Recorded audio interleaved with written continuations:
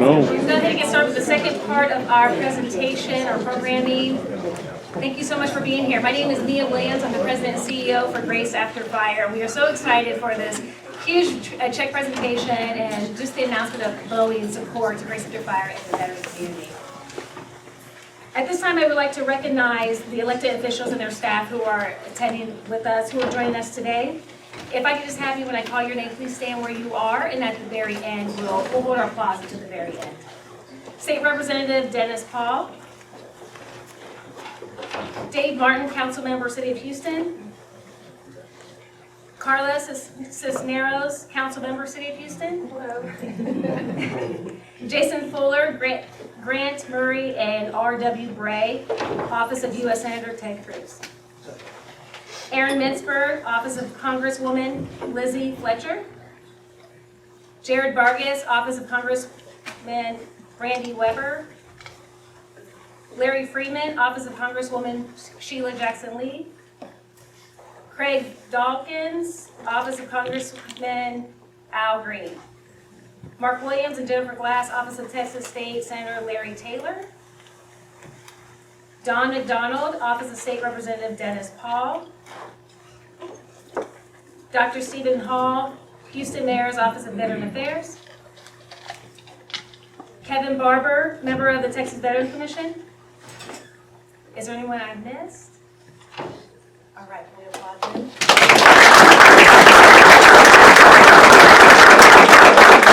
I would also like to recognize the team from the Boeing company. You will hear from them momentarily in a few minutes, but thank you so much for being here. I also want to recognize my team briefly. Amelia Peacock, who is our outreach coordinator, Tana Fletcher, Dr. Sarah Kim, who is with our Vista One Star Foundation, and Robert Montgomery, who is our NLA intern from the University of Houston. If we can just recognize them. I can't do what I do without them, so I have a great team and just wanted to recognize them.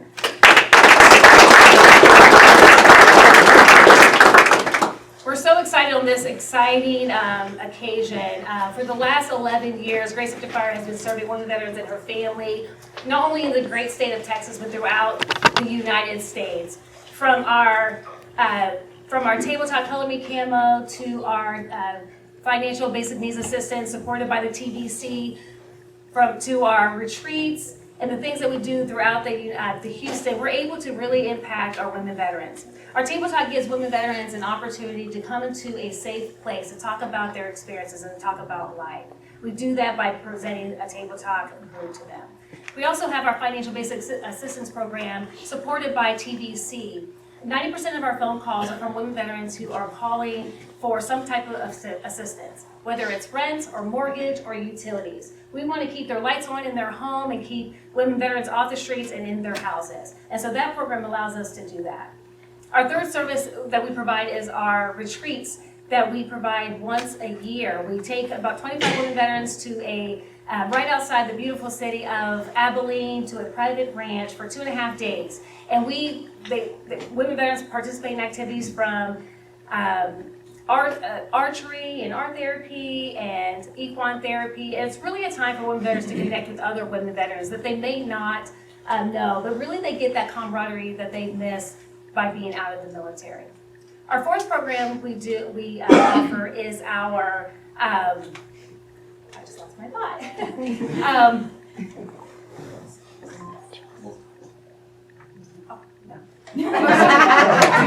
I'm sorry, I just had a thought. So we offer social events throughout the year for women veterans to participate in. But our fifth, and probably our most important, is our community outreach connection to community resources. Being part of 60-member organization of Combined Arms, we're able to connect women veterans to a number of different resources right here inside our own building. So if a woman veteran comes through the physical doors of Combined Arms, or through the online portal of Combined Arms, we're able to connect them with a resource right here in our building, whether it's Next Stop or Mission Continues or any other ones in our programming.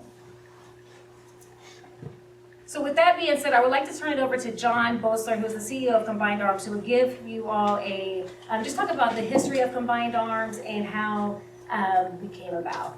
John?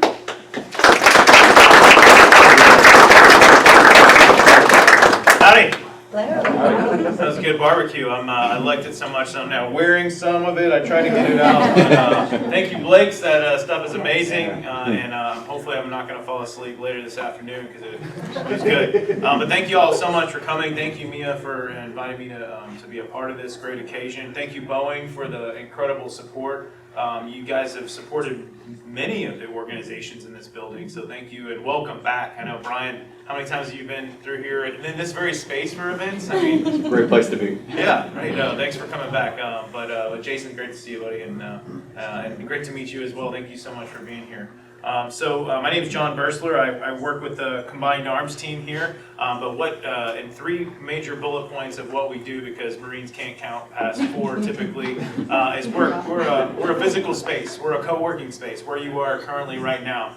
So we intended this, and Mia was one of the original founders, Kevin Barber with Texas Veterans Commission, several of the other stakeholders in this building who you might meet today, originally created the concept because not only were we paying rent in different places and spending way too much money on overhead, but we were all just highly fragmented and not able to work together. But more importantly, it was very difficult for veterans and their families to navigate the extensive system of resources and multiple entry points throughout the greater Houston region. So if you can imagine the 60 organizations that are represented here, 60 different points of entry is a very daunting task and almost impossible. So by creating this co-working space, it not only creates a collaborative environment, sometimes a competitive environment, which is healthy, but like we create these intentional collisions among our organizations. So Crystal with Hope for the Warriors leads one of our collaboration committees, which is important to bring everyone together on a monthly basis to hold each other accountable and improve the way that we serve veterans. But it also creates one single point of entry for transitioning service members, veterans, and their families, most importantly, to come and get all the resources that they need. So we're also a technology platform, so in order to connect all of the different organizations to the veterans and vice versa, we built a platform based on Salesforce that I'm not going to go into because I'm not qualified to make any statements beyond that, but basically the intent is for less veterans to fall through the cracks, and for the agencies that serve them, all of us, to be held more accountable for how quickly and effectively we serve them. And if you look at some of our boards in there, you can see the accountability and the number of hours it takes for these organizations to respond to veterans, and we hold them publicly accountable. It's a mix of public accountability with public shaming, but it all works out. And then finally, we're kind of a marketing company, so we're actually projecting our message of check out of your unit in California or Missouri or Virginia, and check into your new unit here in Texas through Combined Arms, because this is the greatest city and the greatest state for veterans, and we want you here as a means of economics and social development for our community.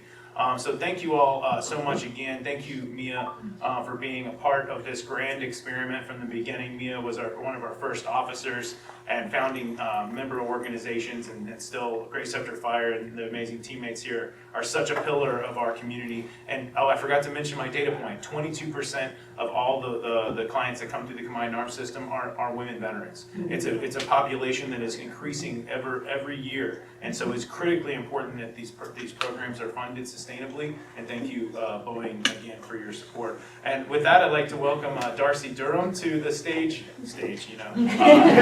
Our elaborate stage. Thank you so much for your support from Boeing, and welcome to Houston. Thanks. Cheers. Thanks.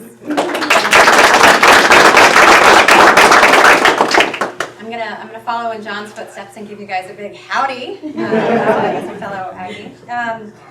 So I just thank you all for being here. We are so thrilled to be a part of the fabric here, and I want to recognize some of the leadership from the Houston site. There we go. John Vollmer, he is our executive champion for the Boeing Veterans Group at the site there, and does a lot to ensure that our veterans know that there is a place and feel that connection to the workforce there. And then Pete McGrath, who's another one of our executives, and Brian is in the back. Brian's the guy who actually makes everything happen. And then Laura is here as well. She's a member of our team. She's down from Dallas. Did I get everybody from?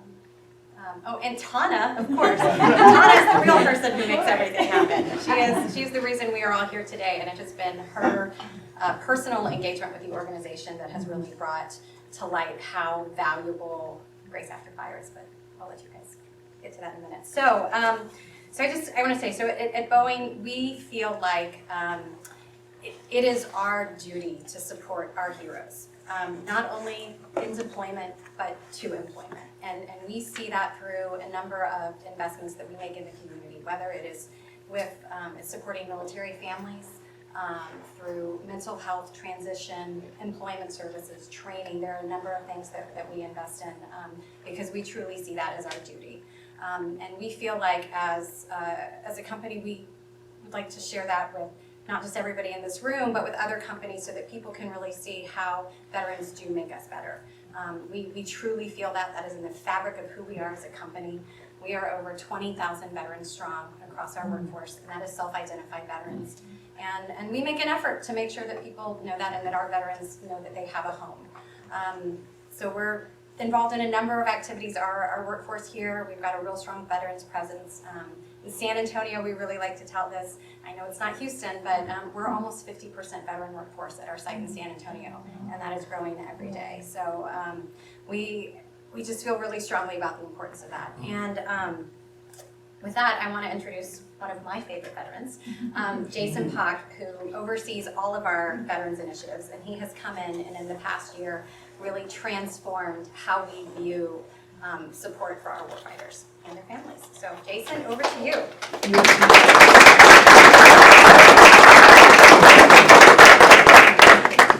Thank you. All right, I'm not going to be too long. I just want to first acknowledge the great leaders and just all of you that are here in this room right now. It's a testament for you to be here, your presence, from state and local government leadership here, to the Veteran Service Organization, the leadership that's here, to if you're just a participant. You are a leader, you're an advocate in supporting our military veterans and their families, and I just want to thank you from the bottom of my heart for doing that. John and I actually go way back, so thank you for letting us use the space. This is to see it in action. I know you talked about it a lot in our Bush leadership program, but to see it here and live and thriving, it's amazing. And thank you for your leadership, and thank you for being a good friend. Thanks, It's a tremendous honor again to be here to support an organization like Grace After Fire. Darcie did mention, and I was telling Tana earlier actually, the process, the very thorough process and due diligence that we go through as we review all of our military veteran service grants. It is a lot that we do. It's a very large corporation, and I see hundreds and hundreds of grants almost on a daily basis, and reviewing what is new, what's innovative, what's the thing that Boeing wants to be a part of. And when I was part of that team, coming onto the team about 3 years ago, developing this new military veteran strategy of what we need to be doing and what are the areas of focus, right? The first kind of priority pillar area was workforce transition, ensuring that our military veterans and their families go from to what Darcie said, deployment setting to the employment setting. We as a company truly embrace that. We've been doing it for quite some time. It's just we need to continue to sharpen and accelerate those efforts within the company. It's been an honor to be a part of that. The second area, which is a relatively new area for us as a philanthropic arm of Boeing, is recovery and rehabilitation. Understanding that a lot of our military veterans who are transitioning service members incur physical injuries, but also invisible wounds of war. And, be very candid in saying not a lot of major corporations through their philanthropy want to address things like suicide prevention or mental health. We as a company took a different approach to that, put a stake in the ground and say through our efforts we're going to directly impact programs that are making a difference at the local level, regional level, and at the national level. So it's been truly an honor to help spearhead that. There's a long ways to be made in terms of that arena. You see a lot of research and data coming about what truly works. We at the company, through our grant making, understand that it is really down to the individual. One person may recover from something through athletics and adaptive sports, the other through arts and therapy, equine therapy. There's an abundance of services that's tailored to the individual that truly does make a difference and an impact. And so when you look at Boeing companies' charitable grant making, it's not always about making or impacting the most number of folks, because it's really about the quality of programming. When we are digging into the data and metrics and what is moving the needle, that's what we're looking at. It's quality programming that is delivered to the people that truly need it. And Grace After Fire is one of those. And like I said, I was telling Tana earlier, it came across my desk and I was like, this is a no-brainer. I mean, what quality programming is defined by people that have been through the transition and have those difficulties, to teach others that are now going through those. To have that camaraderie, that knowing that, hey, I've been through the exact same troubles that you're going through. That list is very long, but because I have that experience, listen to what I have to say. So I don't know if you've noticed, but I'm a double amputee, hobbled up here. I was injured in Afghanistan back in 2012, and the wounded warrior community is very tight-knit, right? And if you're an amputee, that is a tight-knit community too. And going through that recovery process and saying, man, what am I going to be able to do again? What job can I do after my recovery out of Walter Reed? I didn't know. And the community that helped me was that community of people that have been through that, right? They came into my hospital room and said, Jason, you're fine. You're going to be in prosthetics, you're going to be up and running in no time. If you have any difficulty with transition, trust me, I've been there. I've fully transitioned now. Let me know how it goes. And keep me posted on the things that you need help with. Just that, going back to the idea of the same community that you come from, Grace After Fire does that. And so the peer-to-peer networking piece, the retreats, financial literacy, those are all common things that, it's things that you need. And you're going to learn from the people that have been through that. So I'll stop blabbering on because I think I'm talking a little bit too much now. But it's truly an honor to be a partner of organizations such as Grace After Fire. I know John mentioned a lot of our other partners are here in this building as well. And thank you for being such good partners. And please continue to do the great work that you're doing. And thank you again for everything.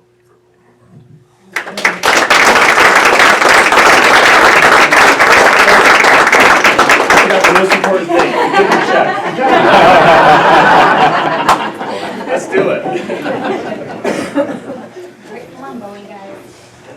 Oh yeah, please go in the middle. Yeah, let's do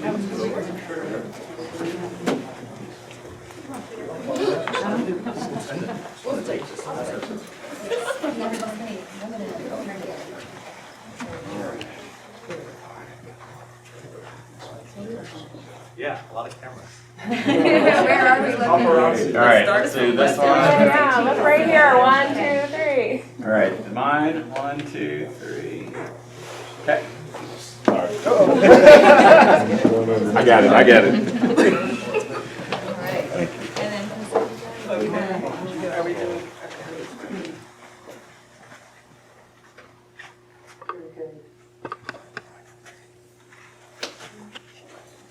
All right.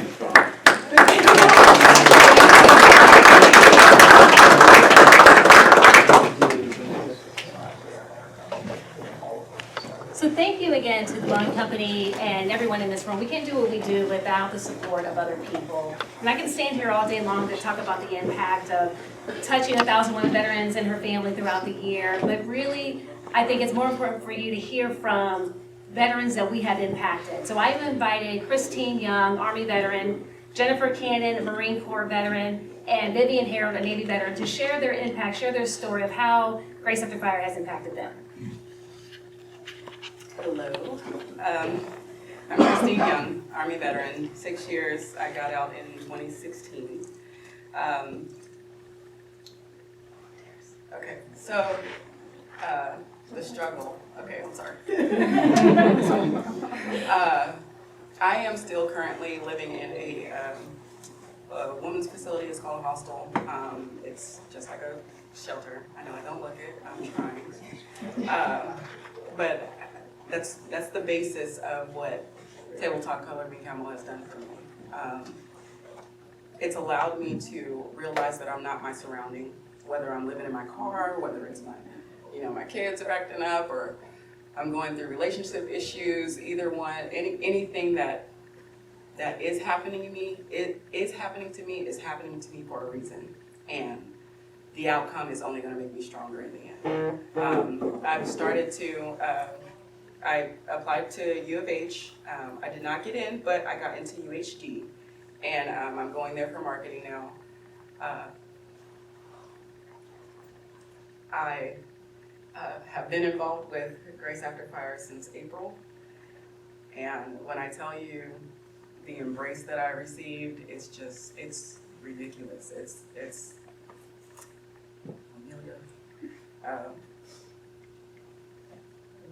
we have some of the best and worst times in those groups.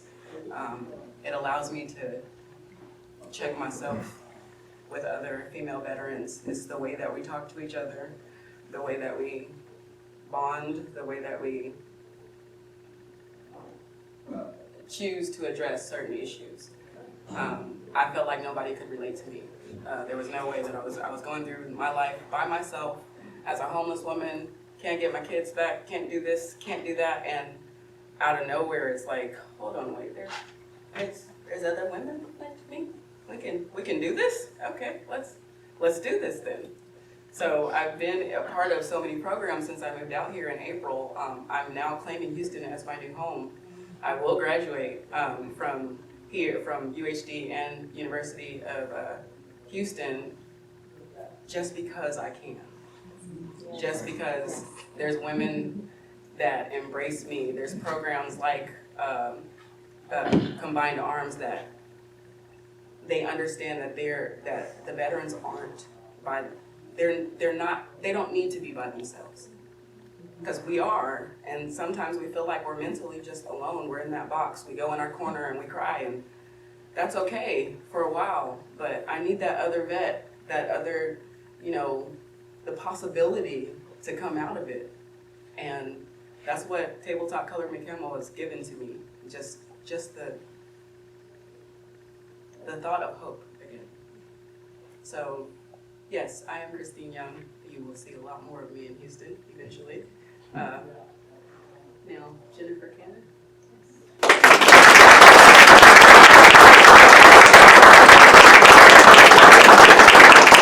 She's brave. I need notes. So, I just want to say thank you, Jason. I feel like you're like the mirror image of me, and thank you to Boeing and Combined Arms and Grace After Fire especially. I mean, you guys have been a constant support. The continuity has been through the roof. And before I go into my actual story in my few minutes up here, Grace After Fire on a quantitative side has actually done quite a few things for me since 2016. They've referred me to Dress for Success, all the agencies they talked about before. That's me right here. I've been referred out. Rental assistance, mortgage assistance, utility assistance, the Color Me Camo videos, talking about my testimony. I'm the walking, breathing thing. I am that 0.0001% of the Marine Corps, that unicorn in the room. Actually, there's two of us, thanks to Amelia and many others. I've been part of the KO2U 11 thanks to the referral of Grace After Fire, where they gave me a laptop that enabled me to apply for more jobs, interview, to tell my story again. I mean, KO2U 11 has been instrumental in us getting our voices out, our faces, to this actual story that we're trying to tell. Excuse my nerves. I should be able to do this. I'm a Marine. Okay. So now I'm going to tell you my story. I'm going to tell you the good side first. I want to paint a vision, a picture for you to walk out these doors and never ever forget. Okay.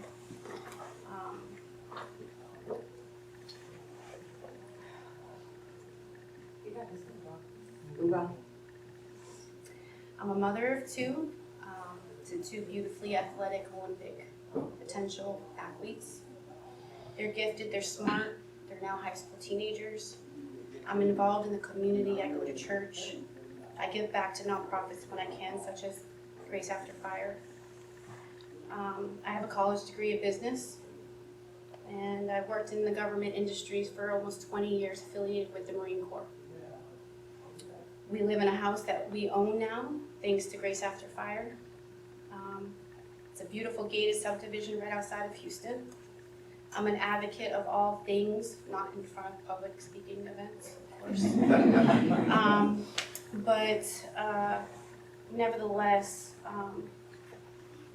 I've been told that I clean up well, I dress well, I speak well, and that by all accounts I should be able to represent other Marines and females in the top of the best of the corporate entities that we all have representing us here today. Now I want to paint a different picture. This is the hard part. I want to show you the day in the life of Jennifer. I am a woman veteran. I'm a USMC veteran, devil dog, but I'm unemployed and I'm permanently and totally disabled. I survive only off of a VA disability check that I get once a month. I'm a single mother of 2. For athletic children, that's a lot to take on. But they can no longer do their sports of their choice, their hopes and dreams, because of the financial burdens and restraints. I'm physically and emotionally, but beautifully scarred. I have a knee replacement, 2 neck fusions, and a genetic disease that is uncurable. I'm also a military sexual trauma survivor that depends on nonprofits like Grace After Fire. They have provided me financial assistance when the tough gets really going. Most days I can't get out of bed, and this disabled veteran doesn't qualify for any government assistance, such as like Section 8, food stamps, utility assistance. They've all been denied, Social Security, all denied, because Congress has set a red tape limit that I'm just $200 short of, or I'm sorry, over.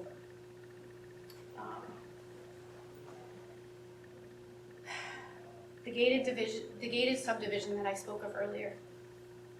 Well, it's been 2 weeks since I've been able to take an adequate hot shower because during the storm, our hot water tank blew out, and so my hair hasn't been able to be washed. The clothes that you see on down to the earrings, the necklaces, it's all been from Dress for Success, which was a referral from Grace After Fire. I'm able to interview for a job because of that referral, which I had yesterday. So. Also, my AC unit is on the verge of going out, thank you to the storm as well. We had a leak and it caused water damage, and inside is now spewing mold spores into my home. The change that we were collecting to teach the children financial literacy, which I've learned through Grace After Fire, was used to put the gas in my new Kia Soul that was also helped out by Grace After Fire just to get here today. I am that veteran that you don't see, but you do see. And so as you're walking down the street or your next Starbucks or whatever, I'm going to challenge you guys to, as an individual, not just as a company, to really give back from wherever you can. Because that's what we do as veterans. We pull together. If it wasn't for Tana and Amelia encouraging me to come here instead of writing a letter, you wouldn't see me. But I had to stop by to turn in that change, to put the gas in, to come to speak for the other veterans that cannot speak for themselves. So I just ask you, thank you for your time. Thank you for really, really challenging yourselves like we do on a day-to-day basis just to be able to provide to organizations like this. You can't imagine what it has done for us. So thank you for your time.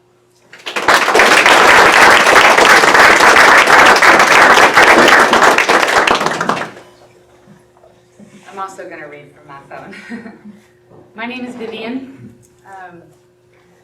For years I thought the U.S. Navy shaped me into the woman that I'm so proud to be. I suppose I'm cut from the cloth that ties us all. Nothing completed me more than giving my best and standing shoulder to shoulder with like-minded individuals. The USS Rainier was the first place I ever fit in. The first place, AJ squared away never looked so good.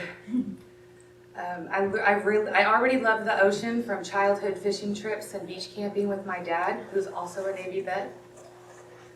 During my first deployment, I filled journal after journal with words and images and watched my passion for writing turn into a love of visual arts. However, it was all cut short when I became a disabled veteran, long before I was ready to leave that life behind. I drove for 3 days to get home, but home wasn't the same. My honor and courage and commitment didn't fit into this modern civilian environment that I found myself in. Then Grace After Fire found me and surrounded me with vets that understood my plight. Mia tended the proverbial garden as I found a new way to bloom. You see, Mia was the tabletop Color Me Camo counselor, one-on-one with me at the very beginning of this program, 10 or 11 years ago now. She convinced me that God made me to be everything that I had grown to love about myself. She promised me that if I kept the best things about myself up front for the whole world to see, that karma, life, luck, and God would send the best people to walk this life with me. She assured me that my family would soon learn to appreciate the honest, dependable warrior that I had become. I was working in corporate America, making great money, But Mia and I both knew it was time to follow my heart. When I left that employer to enroll in art school, I was scared and unsure. But Mia and the Grace After Fire community had absolutely no doubts.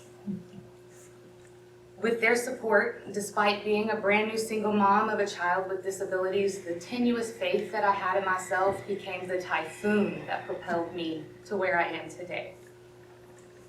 I no longer had a desire to fit in and valued myself more because I stood out on the character that the U.S. military helped me build. With commitment as my leading characteristic, I found my husband and the determination to stick it out until we both knew we were ready to be married. Before we were 100% sure, a young lady from a hard life was confident that we were the parents she had always dreamed of and asked us to foster her. Well, June 9th of this year, we tied the knot, standing with our children in a beautiful ceremony, although it was hot. And I will receive my Bachelor's of Fine Arts from Sam Houston State University at Christmas time next year. And AJ Squared Away is still around. I'm on track to reach summa cum laude and graduate at the top of my class. These days, I am honored each time I am able to return the support to Grace After Fire that they gave me. Thank you.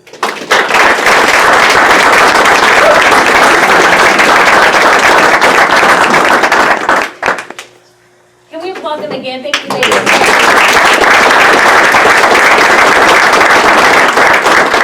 This time I want to invite Larry Freeman to come. He wants to present the Boeing Company with a recognition.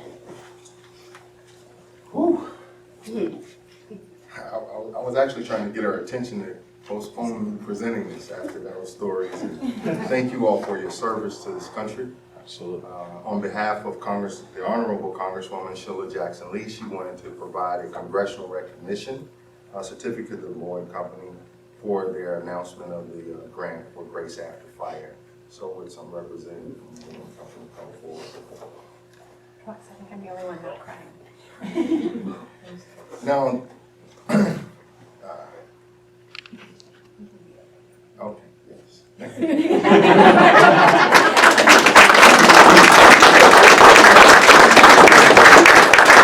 So I just hope that hearing those stories, you understand why we feel the duty to take care of our service members throughout their service and until employment and through that. And thank you for the opportunity to be here today and to support the amazing work that you do.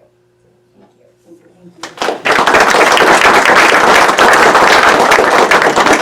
All right, thank you all again. This concludes our program. Thank you.